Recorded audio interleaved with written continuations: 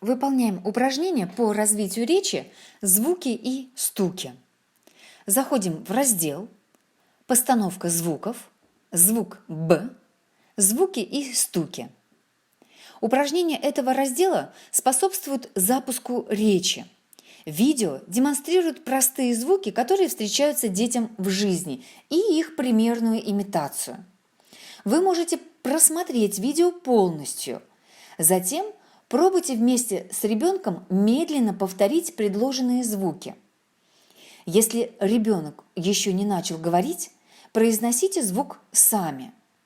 Если ребенок уже хорошо говорит, то эти упражнения можно выполнять одновременно с демонстрацией видео. Баран блеет.